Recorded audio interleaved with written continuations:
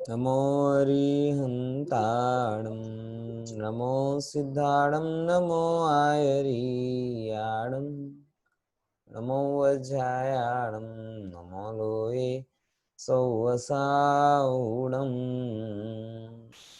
मोक्षमार्गस्य नेतारं वेत्तारं कर्मभूव्रतां ज्ञातारं विश्वतत्त्वानां वन्दे तद्गुणलब्धये। कल हमने इंद्रियों की चर्चा चालू की थी और इंद्रियों को आत्मा का जानने वाला या इंद्रियों के माध्यम से आत्मा का ज्ञान होता है, ऐसी बात क्यों कही, इस पर थोड़ी चर्चा की। और दूसरे नंबर एक विषय पर भी विस्तार से चर्चा की, जिसमें ये समझने की कोशिश की थी कि अतीन्द्रिय आत्मा को इंद्रिय वाला कहने की जरूरत क्यों पड़ी। अतीन्द्रिय आत्मा को इंद्रिय वाला कहने की जरूरत क्यों पड़ी? कारण ये है कि अगर आत्मा को इंद्रियों के माध्यम से नहीं बताया जाए तो अहिंसा का व्यवहार नहीं हो सकता और तत्व का उपदेश देने में जो एक प्राथमिक आवश्यकताएं होती हैं उसका भी व्यवहार नहीं हो सकता। इसीलिए इन दोनों व्यवहार को भली भांति बताने के लिए ये जरूरी है कि आत्मा को इंद्रियों के साथ भी समझा जाए। देखो, अलग अलग अपेक्षा हैं। एक अपेक्षा ऐसी होती है जब आपको ध्यान करना होता है। जब ध्यान करना होता है तो हम ये कहते हैं कि आत्मा को इंद्रिय वाला जानकर कब तक हैरान होते रहोगे। तो वहां बार बार ये बोला जाता है कि आत्मा इंद्रिय वाला नहीं है, आत्मा इंद्रिय वाला नहीं है, अतीन्द्रिय है, अतीन्द्रिय है। और एक होती है व्यवहार की अपेक्षा, जिस व्यवहार की अपेक्षा में आत्मा को इंद्रिय वाला देखकर जानकर उसके साथ में उचित व्यवहार किया जाता है। तो दोनों अपेक्षाओं को समझना, मैं तो ये कहता हूं कि जब आंख बंद करो तब अतीन्द्रिय मैं हूं ऐसा समझना, और जब आंख खोलकर चलो उठो बैठो तो इंद्रियों के द्वारा जो पकड़ में आए उसे ही जीव समझना। क्या बोला? दो बातें समझ लो। जब प्रश्न आपके ध्यान का चल रहा हो, जब प्रश्न आत्मा के निर्णय का चल रहा हो, तब इंद्रियों को मैं जानता नहीं, इंद्रियां मुझे जानती नहीं, इंद्रियां परद्रव्य हैं, मैं परद्रव्य हूं, ऐसी दृढ़ श्रद्धा ही होनी चाहिए। तो ही आपका आत्मा का ध्यान हो पाएगा, तत्व का श्रद्धान हो पाएगा। लेकिन जब आपकी दृष्टि इस बारे में चल रही है कि किसी जीव का घात मेरे द्वारा ना हो, बराबर, जैसे अभी मैं है लाइट जला रहा हूँ, तो ज्यादा जीव आ रहा है, तो मैंने क्या किया कि दो लाइट को बुझा के केवल एक लाइट रखी। अब कोई वहां पे कहे कि पंडित जी, अरे आत्मा तो वो जीव तो दिखता नहीं, इंद्रियों के द्वारा पकड़ में नहीं आता, लेकिन इतने जीव हो रहे हैं, ये किससे जाना? ये चक्षु इंद्रिय से जाना। ये त्रस जीव है, ये किससे जाना? ये भी जाना। तो ये सब ज्ञान जो चरणान योग का है वो किसके माध्यम से होता है? इंद्रियों के माध्यम से होता है। इसीलिए एक अपेक्षा से जीव को इंद्रिय वाला भी कहा जाता है। और इसीलिए मैं आपको ये बताना चाह रहा हूं कि आचार्यों ने इंद्रियों को जीव का चिन्ह विशेष का, आकृति संरचना भले ही शरीर की है लेकिन चिन्ह शरीर का नहीं, चिन्ह जीव का है। जो लक्षण है ना, लक्षण, वो लक्षण शरीर को बताने, ये पंचेंद्रीय शरीर है। देखो, मरा हो जाए ना कोई जीव तो उसके शरीर में आपको 5 की 5 इंद्रियां दिखाई देंगी, लेकिन हम ये नहीं कहते कि पंचेंद्रीय शरीर है, हम यही कहते हैं कि मुर्दा है। फिर हम मरे हुए में एक इंद्रिय वाला मरा है कि दो इंद्रिय वाला मरा, ये व्यवहार नहीं करते। लेकिन अगर कोई हलता चलता दिखाई दे रहा है तो दिखती है शरीर का चिन्ह और बताते हैं कि देखो ये आत्मा सिद्ध है, ये आत्मा शरीरी है, ये आत्मा पंचेंद्रिय है, ये ऐसा है। ये तमाम व्यवहार जीव के साथ होता है, भले ही उसमें इंद्रियां निमित्त बनती। बात समझ में आ रही कि नहीं आ रही? हाँ, इसीलिए इंद्रियों के ज्ञान की भी अपने यहाँ पे जरूरत कही गई। अब उसी ज्ञान को थोड़ा कल हमने जैसे देखा था कि इंद्रियों के भी दो भेद होते हैं, द्रव्येंद्रिय और भावेंद्रिय। उसको एक जनरल रूप में हमने समझने की कोशिश की थी कि द्रव्येंद्रिय बराबर शरीर की संरचना और भावेंद्रिय बराबर क्या? आत्मा के ज्ञानादि गुणों का विकास। इन्हीं को बताने वाले कुछ सूत्र हैं, 4 सूत्र, जो एक झटके में अपन पढ़ने की 2 सूत्र हैं, 4 सूत्र हैं।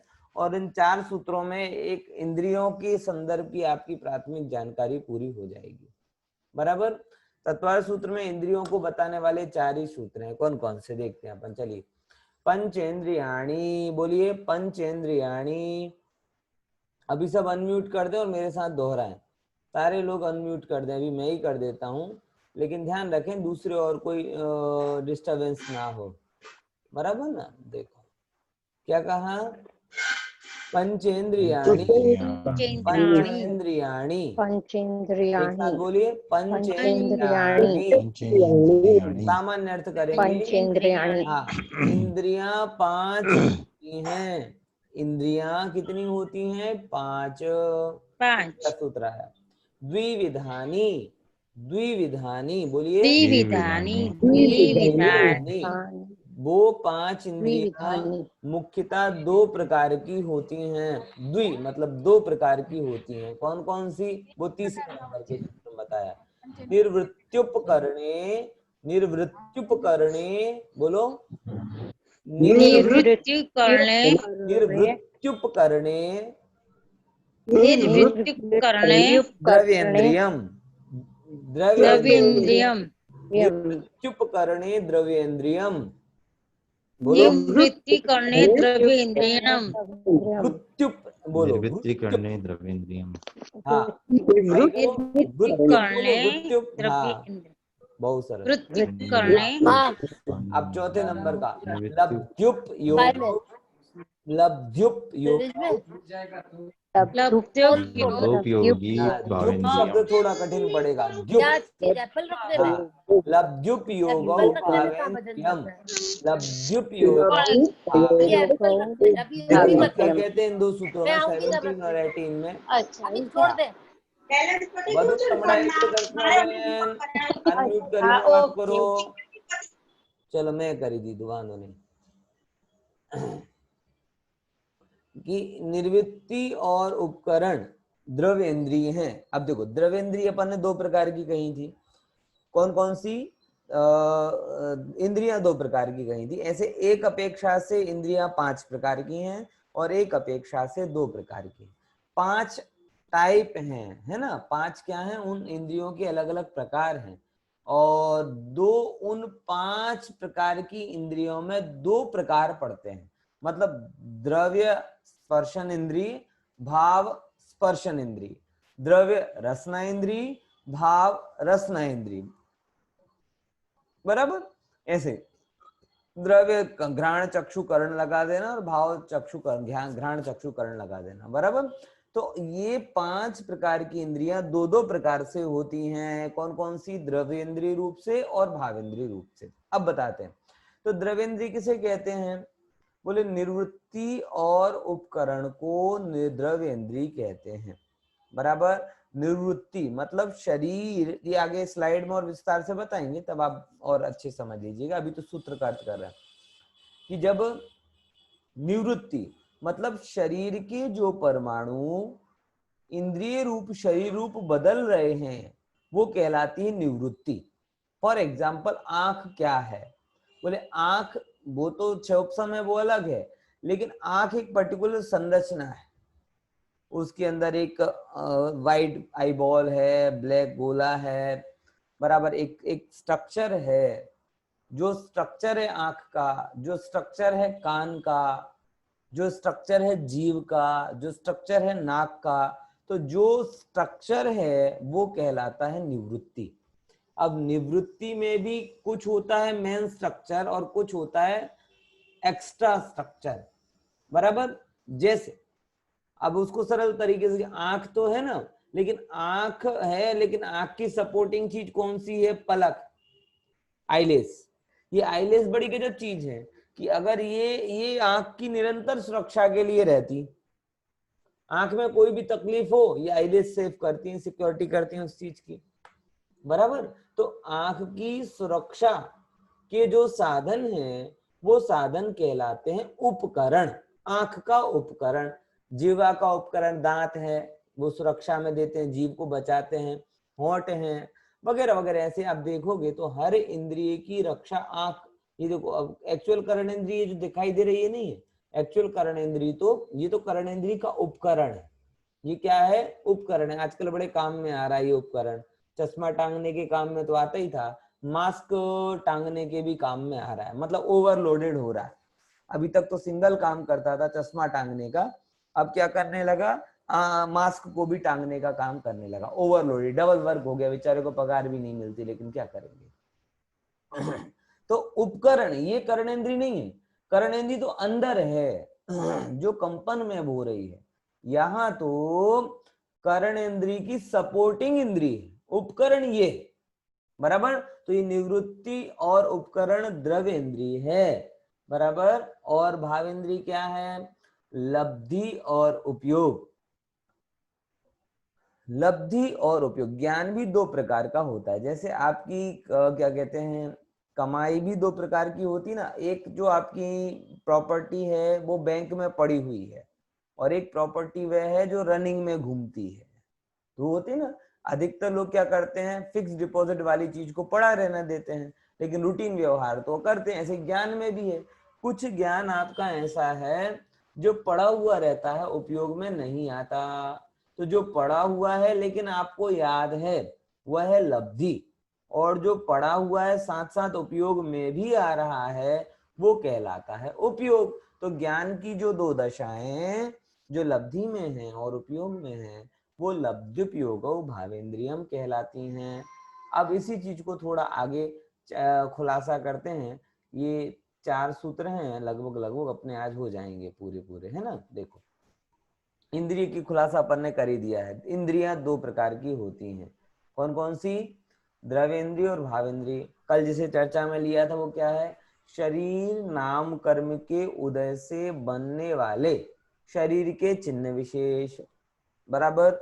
जो चिन्ह विशेष, पर्टिकुलर साइन ऑफ बॉडी, जिसके माध्यम से निर्णय किया जाता है कि ये जीव कितनी इंद्रिय वाला है, उन चिन्ह विशेषों को द्रव्येंद्रिय कहते हैं। और दूसरे नंबर, मति ज्ञानावरण कर्म के क्षयोपशम से उत्पन्न होने वाली विशुद्धि और विशुद्धि से उत्पन्न होने वाला उपयोगात्मक ज्ञान, वो क्या कहलाता है? कल विशुद्धि का क्या अर्थ किया था?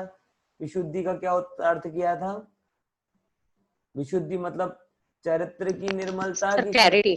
हाँ, क्लियरिटी। एक सुंदर शब्द मैंने इसको बोला था, क्लियरिटी, कि मतलब जो दिख रहा है वो प्रॉपर दिख रहा है। मतलब आई चेक करने के लिए जाते हो तो आई चेक करने के बाद लेंस लगा लगा के बोलता है ना कि हवे क्लियर देखा है, हवे देखा है, हवे देखा है, बस ત્યાં જે ક્લિયરિટી છે ને એ જ ક્લિયરિટી અહીં એક્સપેક્ટેડ છે, બરાબર। ત્યાં એવું આપણે ડાપણ નથી કરતા ને કે ના અમે તો બધાને પરદ્રવ્ય જાણીએ છીએ, એ હોય કે બી હોય કે સી હોય કે ડી હોય, આપણે શું ફેર પડવાનું છે, આવું ડાપણ આપણે નથી કરતા ને। ત્યાં વિશુદ્ધતાનો મતલબ ચરિત્રનો કે શ્રદ્ધાની નિર્મલતા, કશાયની મંદતા, આવું નથી। અહીંયા ભાવેન્દ્રીના પ્રકરણમાં વિશુદ્ધતાનો મતલબ જે પદાર્થ તમે જાણો છો એ પદાર્થની ક્લેરિટી થી છે। તેનાથી છે, જે પદાર્થને જાણો છો એ પદાર્થને કેટલી ક્લેરિટી સાથે જાણો છો એ વિશુદ્ધતા છે। કાનમાં જે હું તમને કહું બરાબર સંભળાય, બોલે હા તમારી કાનની વિશુદ્ધતા છે। નાકમાં બરાબર તીખો આમ જે જેવી ખટાશ મીઠાશ દુર્ગંધ સુગંધ જે બરાબર આવતી હોય તો કહેવાય ક્લિયર છે। કોરોના થઈ ગયો તો કે ના ના હવે ક્લિયર નથી, તમને સ્મેલ બરાબર નથી આવતી, તમને ટેસ્ટ બરાબર નથી આવતો, એ શું કહેવાય? અનક્લિયરિટી, એ મલિનતા કહેવાય।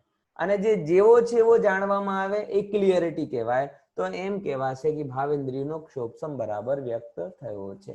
હવે જો દ્રવ્યેન્દ્રિયના પણ બે ખુલાસા કરે છે, નિવૃત્તિ અને ઉપકરણ, બે વસ્તુઓ છે। ફર્સ્ટ નિવૃત્તિ એટલે जिन प्रदेशों के द्वारा विषयों को जानते हैं।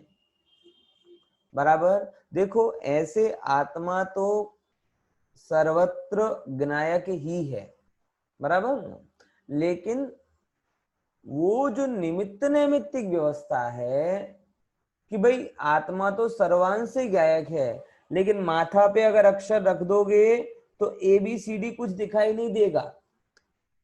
समझ में आया कि नहीं आया? अगर आंख बंद कर दिए तो इस स्लाइड में कुछ दिखाई नहीं देगा, तो लेकिन आत्मा तो ज्ञायक है, आत्मा तो ज्ञान से जान सकता है। भाई साहब ये बात बराबर है, 100% सत्य है, लेकिन निमित्त नैमित्तिक व्यवस्था ऐसी है कि वो आत्मा को जानने में इंद्रियों की सहायता पड़ती। बराबर। अब इंद्रियों की व्यवस्था ऐसी है कि हर एक जगह का पर्टिकुलर स्पॉट है। फॉर एग्जाम्पल, जैसे आपको मोबाइल को चार्ज करना है तो अलग जगह है, और मोबाइल से कुछ सुनना है तो अलग जगह पिन लगाना पड़ता है कि नहीं? आवाज आने की जगह अलग है, माइक्रोफोन की जगह अलग है, चार्जिंग की जगह अलग है, हर चीजें अलग अलग आती कि नहीं आती?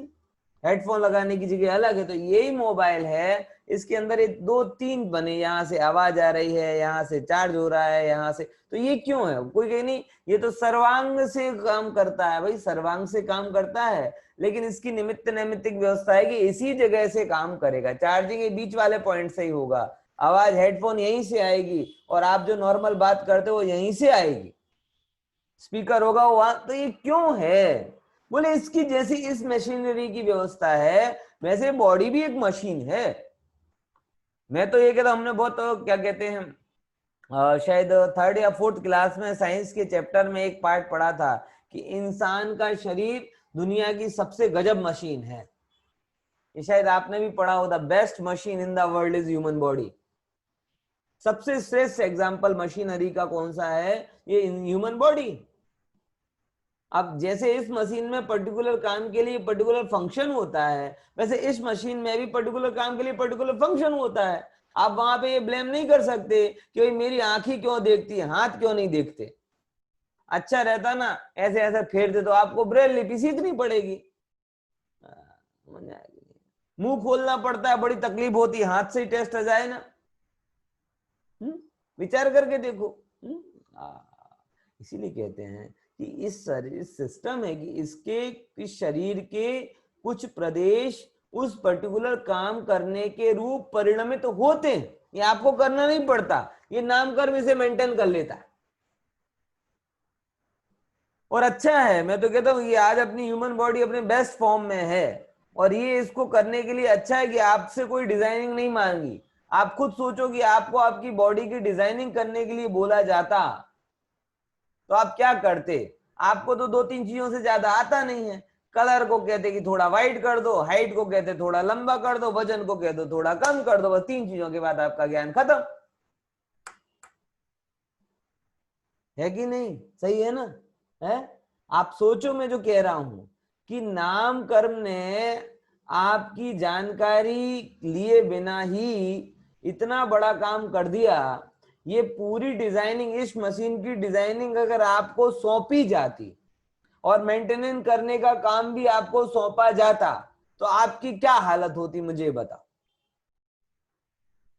आज घर की डिजाइन करवाना होता है ना तो हालत टाइट हो जाती है सबकी, पता नहीं चलता है कहां से करें, लाइन कहां से दें, पावर की लाइन कहां पर दें, बेडरूम कहां बनवाएं, कबाड़ कहां बनवाएं, कलर क्या करें, कलर, ये जरा जरा सी चीजें जो बहुत ही अनुपयोगी हैं, उसकी डिजाइनिंग का भार माथे पे आता है तो व्यक्ति पागल हो जाता है। तो ये मशीन का भार अगर आपके ऊपर आ जाता तो क्या होता? मैं बोल रहा हूँ लोगों की समझ 3 चीजों से आगे नहीं जाती। कहते कि चेहरा, क्या कहते, कलर थोड़ा डल है उसे ब्राइट कर दो, वजन थोड़ा ज्यादा है उसे कम कर दो, हाइट थोड़ी कम है उसे ज्यादा कर दो। 3 चीजों के अलावा उनका ज्ञान ही नहीं दौड़ता। ये मशीन है भाई साहब, इसे मेंटेन कैसे करोगे? समझ में आया? इसीलिए इस चीज को कह रहा हूं, ये सब वस्तु, मैं तो सबसे ज्यादा जितना, मैं अतिरेक में नहीं बोल रहा हूं, लेकिन बहुत आत्मविश्वास के साथ में बोल रहा हूं कि जितना वस्तु व्यवस्था के स्वतंत्र परिणमन की प्रतीति मुझे समय सारादि ग्रंथों का विचार करने पर होती है, वैसी ही वस्तु व्यवस्था की स्वतंत्र प्रतीति मुझे शरीर का विचार करने पर भी होती। बिल्कुल भी अतिरेक नहीं बोल रहा मैं, फिर से बोल रहा हूं कि जैसे वस्तु का परिणमन स्वतंत्र है, ये मैं समय सार बढ़कर पुष्ट करता हूं, वैसे ये शरीर का परिणमन भी पुष्ट है। ये भी शरीर की व्यवस्था को जान करके मुझे पता चल जाता है कि शरीर में कितनी चीजें हैं जिनका मुझे पता नहीं है, तो भी वो अपने आप काम कर रही और बहुत बढ़िया तरीके से काम कर रही। आप समझो, आज भी जो लोग कोरोना से बचे हुए हैं, वो आपके काढ़े उकाड़े से नहीं बचे, वो शरीर ने खुद बचा लिया। आपको पता हो चाहे ना, और ना जाने कितनी चीजों से आपको बचाता है, और आगे आपको उससे भी बचा लेगा। क्योंकि अभी क्या प्रॉब्लम हो रही है, इस शरीर की मशीनरी के लिए ये जो वायरस है ना, नया नया है, इसीलिए एडजस्ट नहीं कर पा रहा है कि हाउ टू डील इट। इसीलिए वो थोड़ा प्रॉब्लम हो रहा है। थोड़े दिनों बाद वो एडजस्ट हो जाएगा। एडजस्ट हो जाएगा तो आप ठप्पे से घूमोगे, कोई फर्क नहीं पड़ेगा। समझ में आया कि नहीं? ये शरीर स्वयं मेंटेन कर रहा है। आपको सिर्फ मैं कर रहा हूं, मैं कर रहा हूं, मैं कर रहा हूं, ये अभिमान हो रहा है। मैंने सब्जियां धो ली, मैंने हाथ सैनिटाइज कर लिए, मैंने गेट सैनिटाइज कर लिया, मैंने चप्पल बदल लिए, मैंने कपड़े बदल लिए, मैंने क्या क्या बदल लिए, बताओ है? ये सब चीजें हमारे अंदर का अहंकार है। एक्चुअल में अगर आप सुरक्षित हो तो आपके नाम कर्म के कारण, और नाम कर्म कैसे हो रहा है, बोले आपके परिणामों के कारण। इसीलिए हमेशा मैं सबको कहता हूं भैया कि प्रशस्त कार्य करो, उससे प्रशस्त कर्म का बंधन होगा, और प्रशस्त कर्म का बंधन होगा तो ऑटोमेटिकली उसको उस रूप परिणमित होने की आवश्यकता ही नहीं पड़ेगी।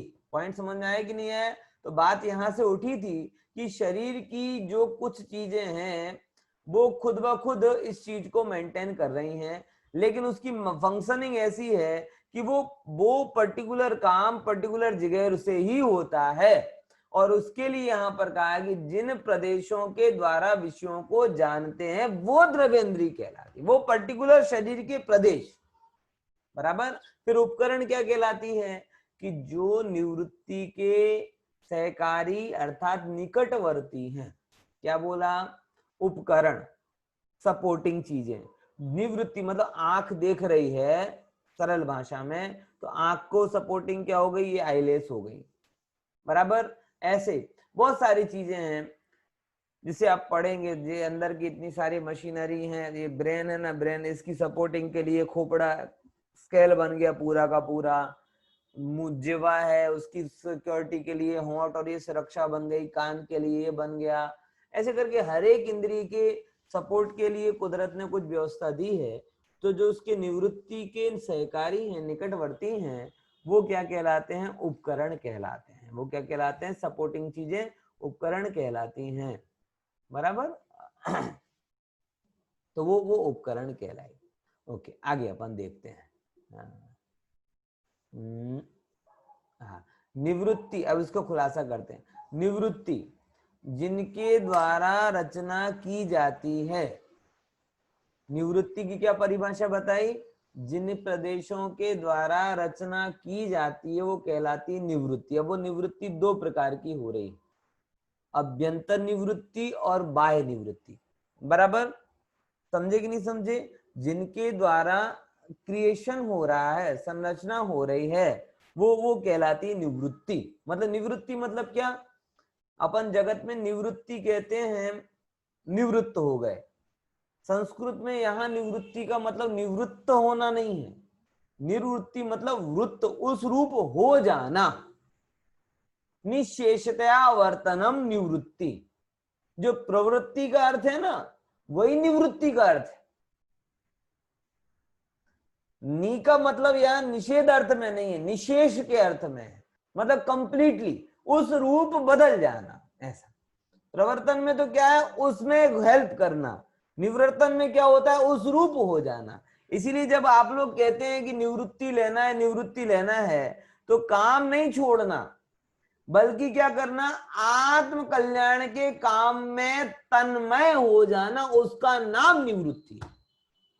पॉइंट समझ में आया कि बस मैं और मेरा हित, मैं और मेरी आत्मा अलग अलग है ही नहीं, इसीलिए मैं मेरी आत्म कल्याण के कार्यों में प्रवर्तन कर रहा हूं, डूबा हुआ हूं, तल्लीन हूं, इसका नाम निवृत्ति है। निशेषतया मैंने अपना दिन रात, सुबह शाम, दोपहर, खाना पीना, आचार विचार सब किसके लिए समर्पित कर दिया? आत्म कल्याण के लिए। उसका नाम निवृत्ति है प्रभु। धंधे पानी का काम छोड़कर 8-8 घंटे क्या कहते हैं, बतियाते रहो, है टाइम पास करते रहो, सोशल ग्रुप में ज्वाइंट हो जाओ, दुनिया भर के क्या कहते हैं, क्या क्या काम है, मुझे तो कई बार समझ में नहीं आता। ऐसे कामों में लग रहे हो और समय को व्यर्थ गवा रहे हो और अपने आप को निवृत्त कहते हो। अरे भले मानस, तुम संसार के कार्यों में ही प्रवृत्त हो। आत्म कल्याण में डूबे सो निवृत्त हुआ, बाकी तो प्रवर्तन ही है। जहर छोड़कर हलाल पी रहा है, ऐसा कहूं तो चलेगा, है ना। देखो, तो निवृत्ति भी दो प्रकार की होती है, एक तो अभ्यंतर निवृत्ति और एक बाह्य निवृत्ति। अब अभ्यंतर निवृत्ति क्या है? बोले आत्मा के प्रदेश उस रूप परिणमित तो होते हैं। फॉर एग्जाम्पल देखो, आपको ये बात का पता होगा कि जिह्वा है ना, साइंस में पढ़ा होगा आपने, जिह्वा है ना, जिह्वा। अब जिह्वा में पर्टिकुलर जगह पर ही पर्टिकुलर टेस्ट आता है, आता कि नहीं आता है? आपने साइंस में पढ़ोगे, आगे के भाग में खट्टे का टेस्ट आएगा, पीछे के भाग में मीठे का टेस्ट आएगा, अमुक भाग में कड़वे का टेस्ट आएगा। ये बेसिक साइंस है। बेसिक साइंस में बताया जाता है कि ये जो जिह्वा है ना, इसमें हर टेस्ट के अलग अलग स्थान हैं, एक जगह से सारे टेस्ट नहीं होते, बराबर।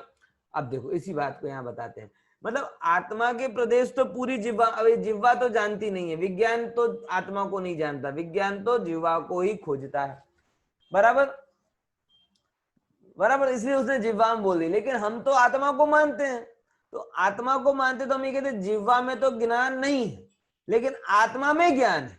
तो आत्मा में ज्ञान होने पर सर्वांग से आत्मा जानता है, ये बात सत्य है। लेकिन पर्टिकुलर टाइप के आत्मा के प्रदेश का पर्टिकुलर जगह वो जुड़ान होता है, जिससे जैसे ही आप खटास रखते हो तो जिह्वा के प्रदेशों को टच करती है, और वो जिह्वा के प्रदेश के साथ जो आत्मा के प्रदेश ज्वाइंट हैं, वो आत्मा के प्रदेश उसे पकड़ते हैं और उसकी खटास का, मिठास का, तिखास का ज्ञान हमें हो जाता है।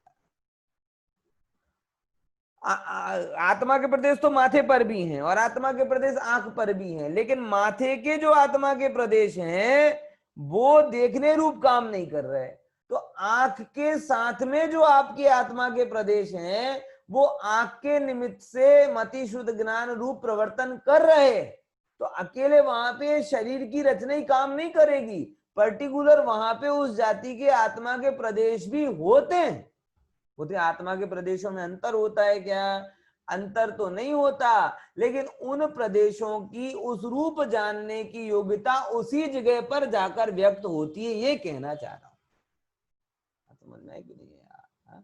तो ऐसा समझो कि लोकतंत्र में सब व्यक्ति समान है। बोले हाँ समान है, लेकिन अच्छा समान है तो मैं ऑर्डर दे दूं कि भाई पूरी अहमदाबाद की सड़कों को ठीक बना दिया जाए, तो बोले आप समान हैं, लेकिन ये अधिकार आपको नहीं है कि आप अहमदाबाद की सड़कों को बना सके। हाँ, एक कॉमन व्यक्ति इलेक्शन के माध्यम से एमएलए, सीएम, पीएम बन जाए तो वो पर्टिकुलर प्लेस पर पहुंच गया, और जैसे ही वो प्लेस पर पहुंचा तो उसको अधिकार हो जाता है कि वो सड़कों को कैसा बनाना चाहता है।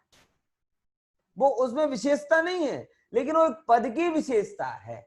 ऐसे ही मैं यहां पर कहना चाह रहा हूं कि आत्मा के सब प्रदेश समान है, लेकिन वो पर्टिकुलर स्थान की विशेषता है कि उस जाति का क्षोभसम उन प्रदेशों के पास आकर व्यक्त होता है। इसीलिए मैं ये कहना चाह रहा हूं कि जैसी इंद्रियों की स्ट्रक्चर है, इंद्रियों के साथ साथ आत्मा के पर्टिकुलर प्रदेशों का स्ट्रक्चर भी उस जगह व्यक्त होता है जहां पे वो उस रूप जानते हैं। उन्हीं आत्म प्रदेशों की आकार को अभ्यंतर निवृत्ति कहते हैं। कितने लोग समझे इस बात को? है थोड़ी कठिन बात है, लेकिन समझना है इसको। कोई ये तो अप्रयोजनभूत बात नहीं, तुम्हारी इनर फंक्शनिंग की बात है। अंदर का फंक्शन कैसा ये ख्याल में आएगा। आप लोगों को ये विचार होना चाहिए कि जब आत्मा के सब प्रदेश गायक हैं तो फिर ये छुअन का ज्ञान, मुझे यहां से हो रहा है तो आंख से क्यों नहीं हो रहा, और आंख से जो दिख रहा है वो छूती क्यों नहीं। ये देखो, शरीर का संरचना है वो अलग बात है, शरीर तो अल्टीमेटली जानता है नहीं है, शरीर तो बाहर की चीज है। तो वो जानने का जो काम कर रहा है वो कौन कर रहा है, बोले जीव की अभ्यंतर निवृत्ति रूप आत्मा के प्रदेशों का जो आकार है। क्या शब्द बोल रहा हूं, आत्मा के प्रदेशों का जो आकार अभ्यंतर निवृत्ति रूप प्रवर्तन करता है, वो आकार उस प्रकार के क्षोभसम में कारण बनता है। ये लाइन ख्याल में आई है? कितने लोगों को समझ में आई बात भैया? सबको समझ में आ गई है? खुशी बहन ख्याल में आ रहा है ना, पॉइंट समझ में आ रहा है? क्या कहना चाह हाँ रहे हो? सर। समझाओ जरा मुझे है?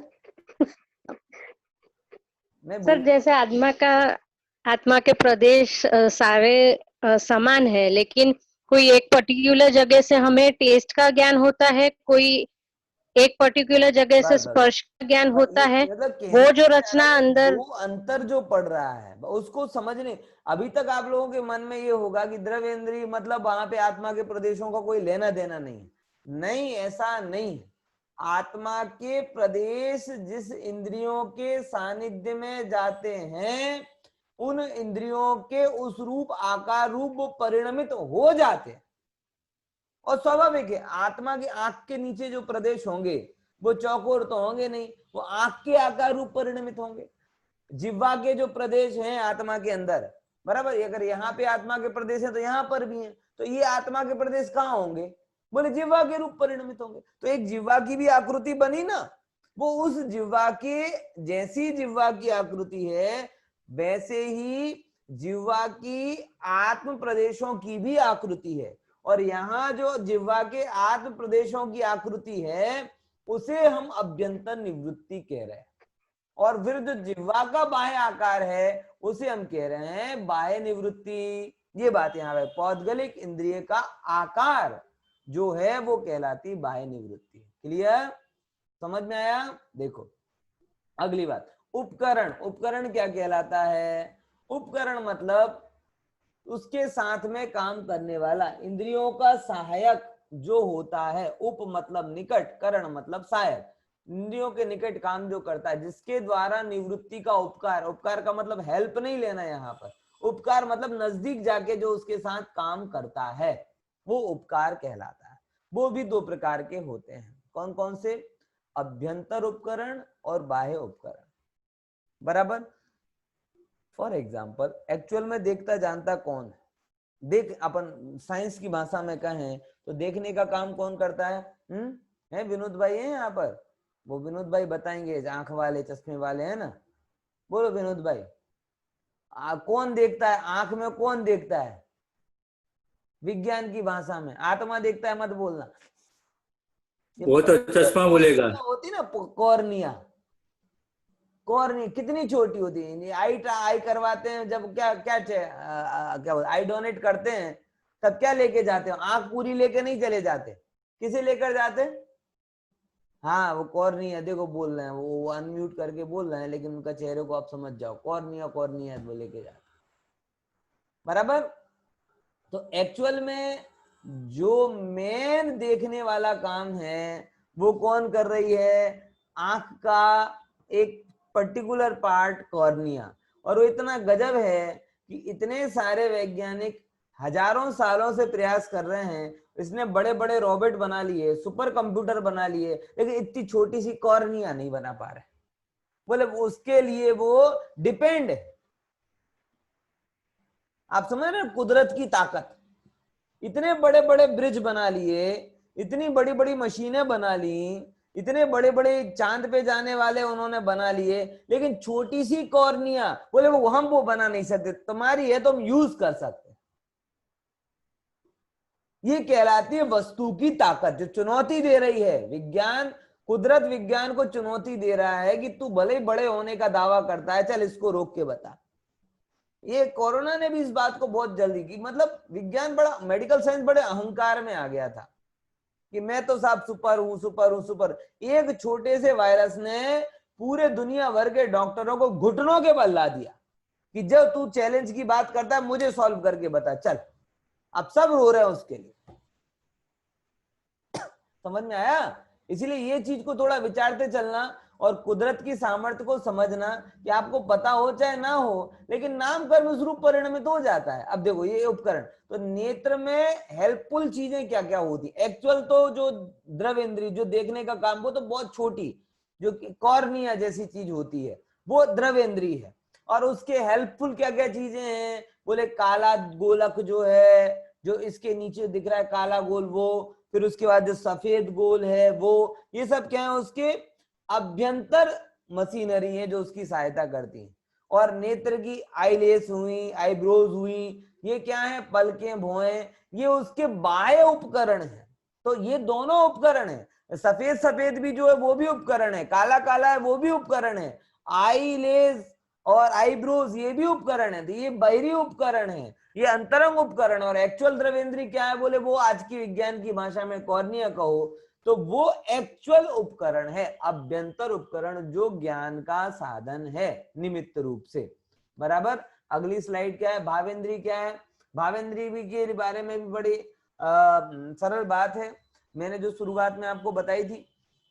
लब्धि और उपयोग, कौन कौन सी दो चीजें हैं? एक तो है लब्धि।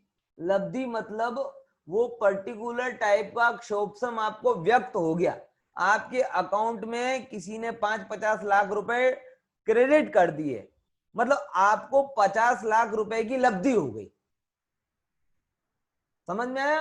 कि मति ज्ञानावर्णी कर्म का क्षोभसम आपको उत्पन्न हो गया, बोलने की क्षमता आ गई, सूंघने की क्षमता आ गई, देखने की क्षमता आ गई, सुनने की क्षमता आ गई, ये क्षमता आ गई, मतलब आपकी लब्धि हो गई। अब आप उस सोते समय उसका उपयोग करो नहीं करो, 24 कर लिया तो रसना इंद्री का उपयोग करो नहीं करो, कहीं ऐसी जगह तो मतलब वो बात अलग है, लेकिन वो आपकी कैपेसिटी कहीं जाती नहीं है। तो कैपेसिटी का होना वो कहलाती है लब्धि। बराबर। और उस कैपेसिटी का उपयोग करना वो कहलाता है उपयोग। समझ में आया? 50 लाख रुपए आपके अकाउंट में डल गए, लेकिन उपयोग आप कितना कर रहे हो? एक साथ कर दोगे तो मूर्ख कहलाओगे। इसलिए आप क्या करोगे? हर महीने उसके ब्याज का 2-5 हजार रुपए का उपयोग करोगे, 10-50 हजार रुपए का उपयोग करोगे। ये क्या कहलाया? उसका उपयोग कहलाता है। बराबर। विशुद्धि से उत्पन्न आत्मा का प्रवर्तन रूप ज्ञान, ये कहलाता है उपयोग। मैं आपसे इतना कहना चाहता हूं बार बार कि जिनवाणी का ज्ञान हमारे लब्धि में ही रहता है कि उपयोग में भी आता है? इतना सा मुझे बता दो।